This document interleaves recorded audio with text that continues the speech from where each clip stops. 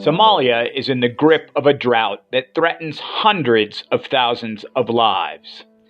Daily deaths in outlying areas have raised the alarm of a famine that could be devastating. Hodan Ali is a development expert who was on the front lines of a similar situation 11 years ago. She is also a Mogadishu government advisor who was educated in Canada. She has penned an editorial in the New Humanitarian calling for a new approach to saving lives there. Hodan recounts the horrors she witnessed as a healthcare worker trying to help the suffering over a decade ago. So I come back not only to bullet-ridden country and everything destroyed that I remember as a child, but on the streets of Mogadishu, families literally lining up, emaciated, people just, sitting on the side of the street, having nothing to eat in IDP camps. And you go one IDP camp to another, don't have food, we don't have water, we don't have this. And as a medical provider, we were there to do medical treatments. And sometimes you couldn't treat people because they didn't have the water to drink, the medicine with, or maybe their stomach wasn't be able to handle the medication. So we would not give them anything because nothing was in the hut. And as you listen to their stories, one after the other, tell you the harrowing journey that they would make all the way to Mogadishu, from South Central Somalia to Mogadishu.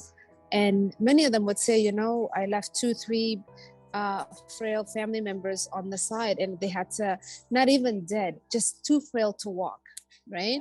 Imagine, if someone even died, you would bury them and move on. Imagine leaving your child on the side of the road because you couldn't carry them because you had to save the rest. And for me, that never leaves, right?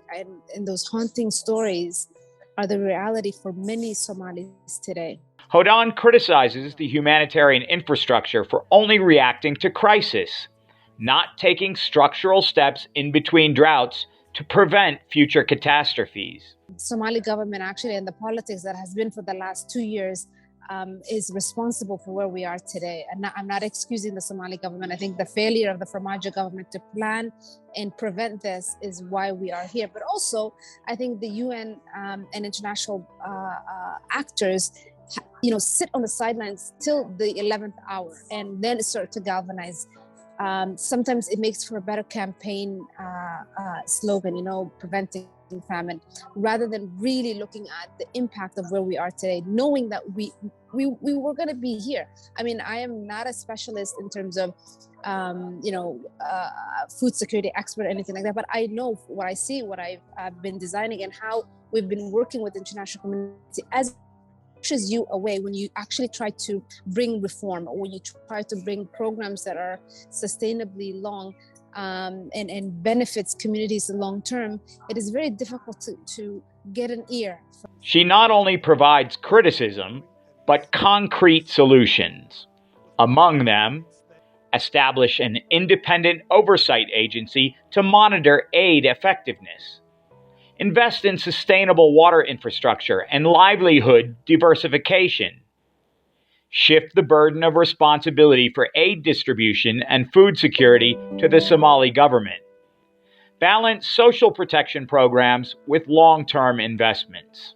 There's a rush towards social protection and cash transfers. I don't think those things are long-term helpful, not just for the dependency that it creates, which we do see.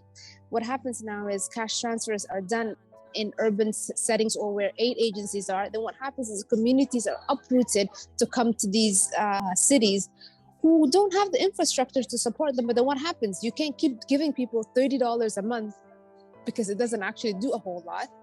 But because you're giving 1 million people $30, it adds up. And it takes away from long-term investment in making sure that the communities you're giving $30 each, maybe pull that money and give them what they need in their own, so they're not leaving to come in disasters. And I think there has to be a balance. So what does the future of development and humanitarian efforts look like? It's all about managing shocks. Some of these crises are happening in Seattle, Washington. It's happening in Vancouver. It's happening in London. We see it in Germany, submerged in water. We see what happens in Pakistan. In the end, it's about really building systems that are shock absorbent, because we will see more. And in 10 years, if things are done, we'll have climate issues, we'll see drought, but we'll see communities being able to respond and not having to flee because the system is not there to support them. She adds that building local governance would go a long way toward creating resilience. ADN TV thanks Hodan Ali for her insights and hails her concern for her community. We will continue to present strong opinions on issues affecting Somalia and Somalis across the globe.